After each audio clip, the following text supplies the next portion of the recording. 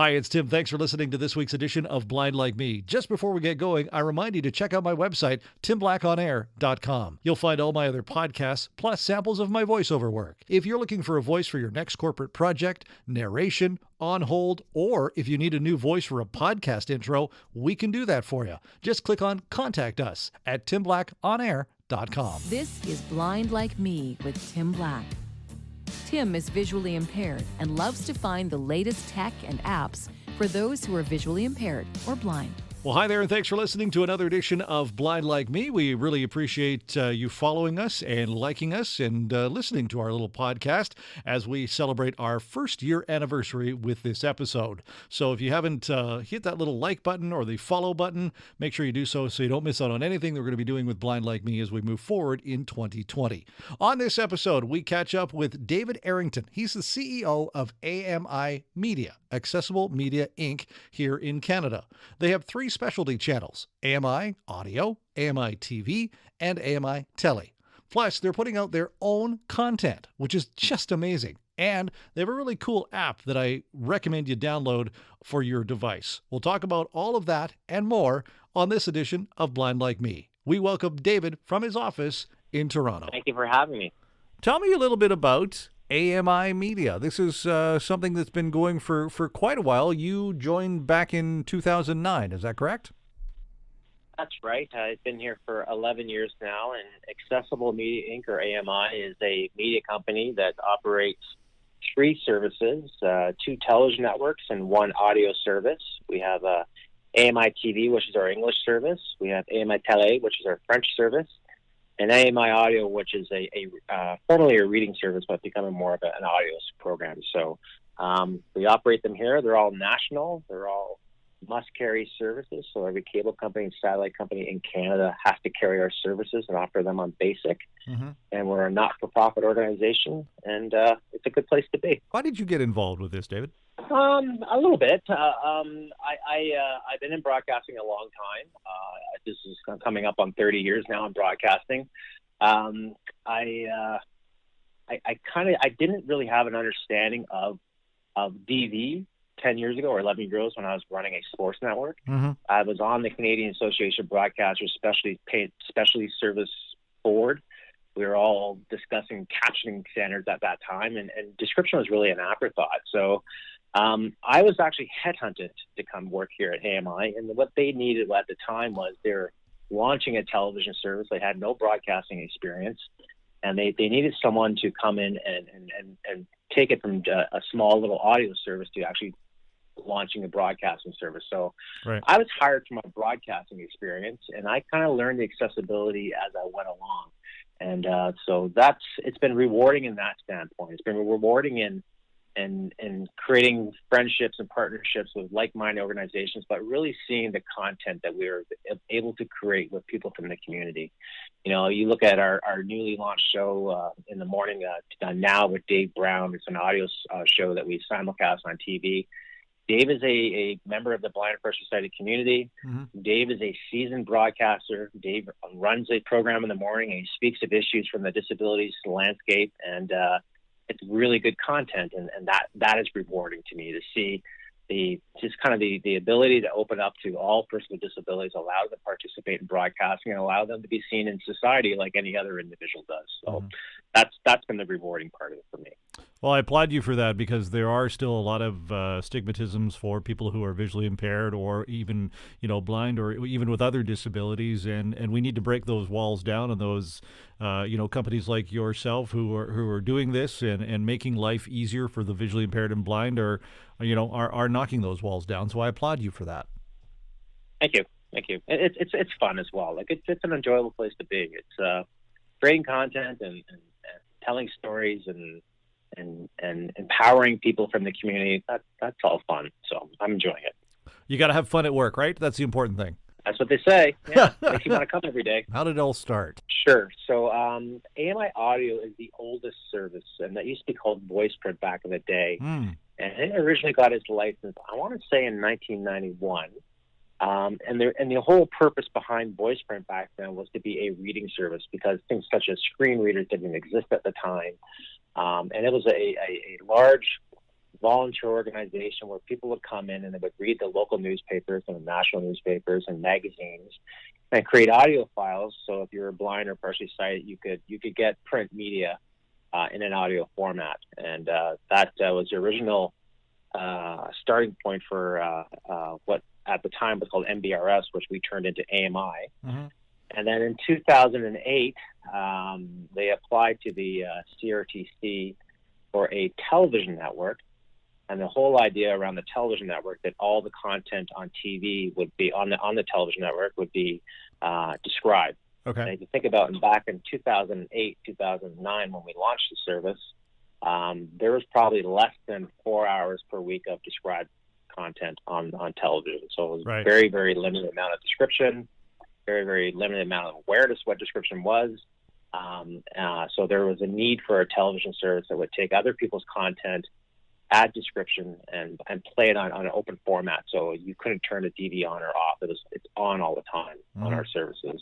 Mm-hmm. And then we launched the French service in our 5th year, so that our French counterparts, we are a bilingual country, could have access to the same content of open description on a television service. So that's really the genesis of it all. The fact that we are a part of the Canadian broadcasting system and our services are mandated distribution means that they are funded. So it's very unique. It's a good quality of the Canadian broadcasting system to allow services like ours to exist, because nothing else like our service exists in the world.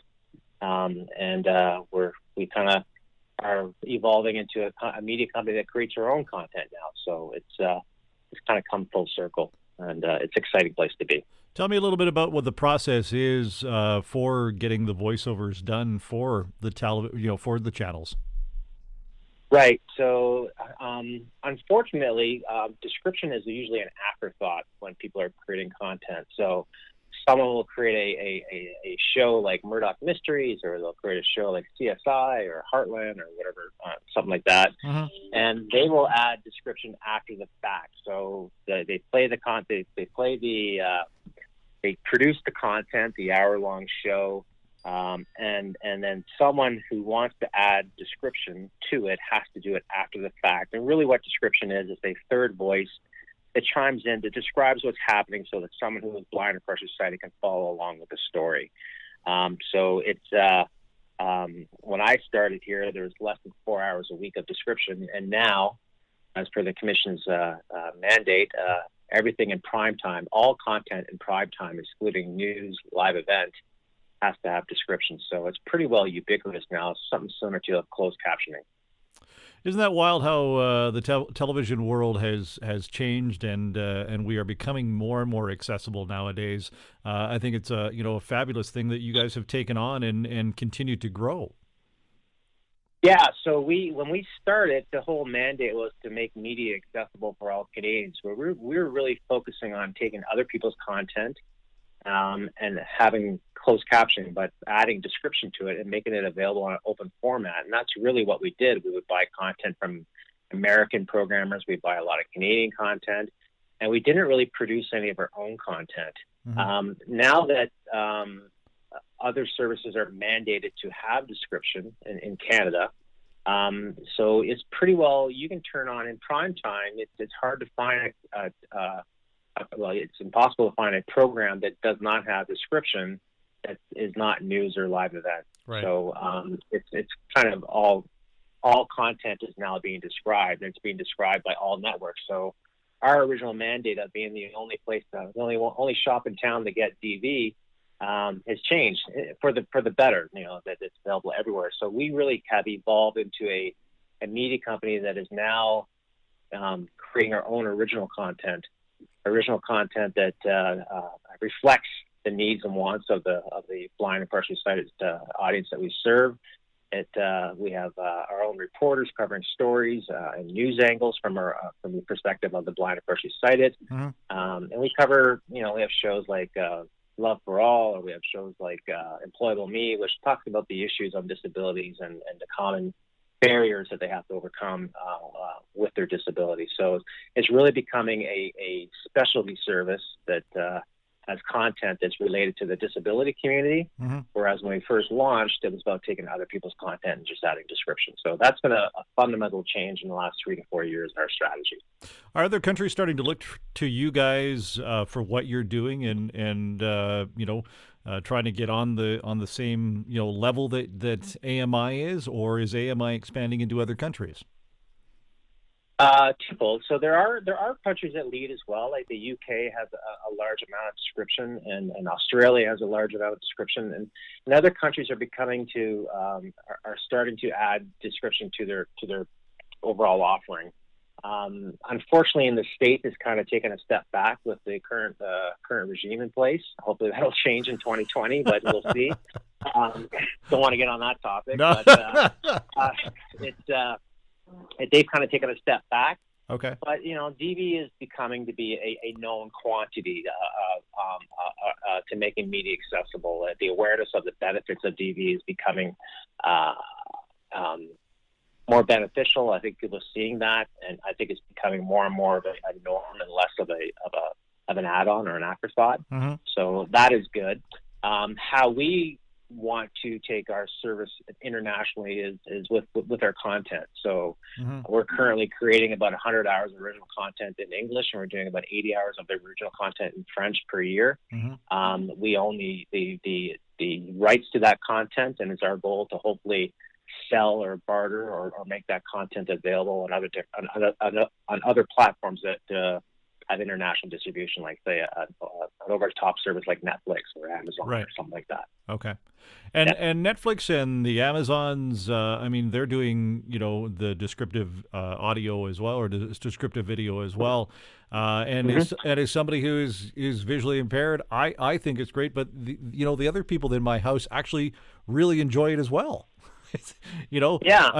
Once you listen to it and you kind of get into it, it just kind of adds value to the programming, and it just becomes part of the actual ambiance or the actual offering. So I agree.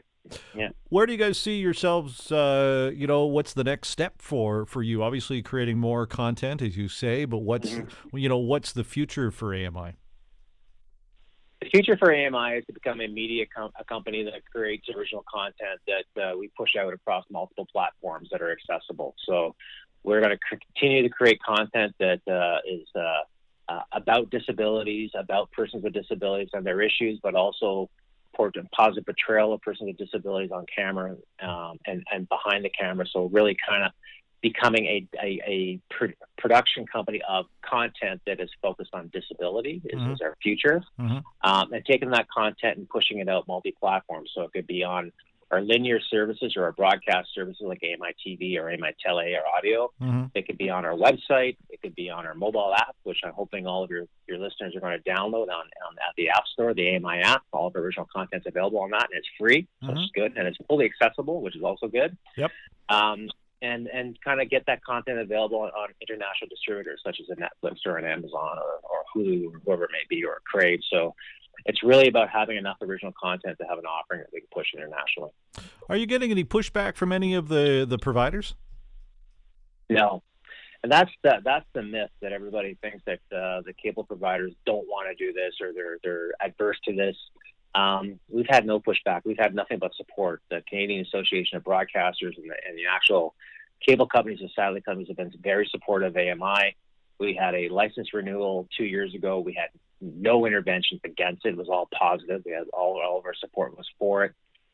So we've had good support with our partners. There's not been an issue whatsoever. Is there anything else you'd like to add about AMI? I mean, you guys are on podcasts. I noticed that as well. Yeah.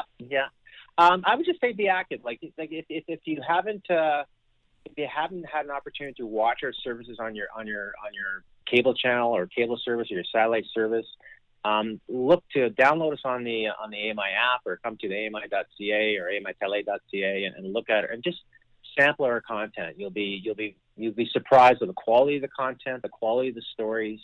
I think just get involved in our content. It would be I would ask your listeners to do, because it's good content, it's relevant content, and it's groundbreaking. So just participate in the content is what I ask you to do.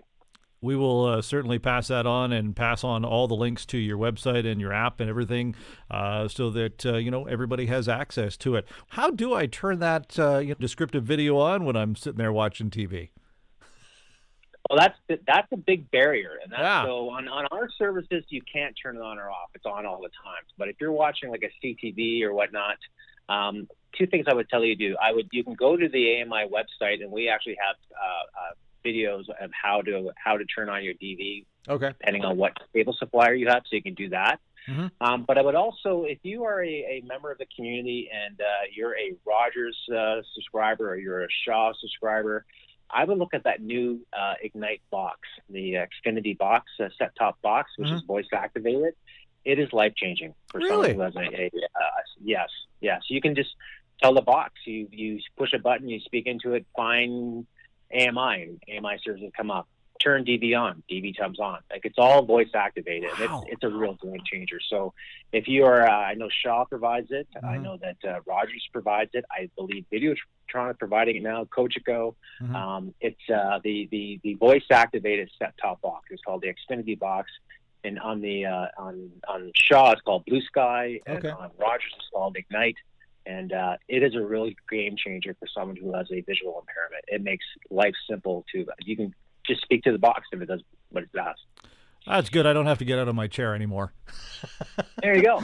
Yeah. I would really recommend it. It's and I think bearing on the cable company, if you tell them you're a member of the community, they might have an offer on there to help you with the cost of the box. So not sure what it is by cable company, but I would try that as well. Awesome. David, thank you very much for spending some time with us on Blind Like Me.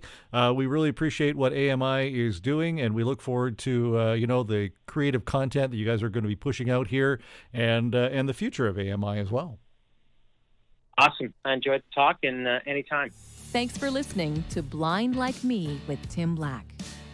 If you have an app or product that can help make a blind person's day easier and you'd like it featured, contact Tim at blindlikeme@outlook.com or find us on Facebook.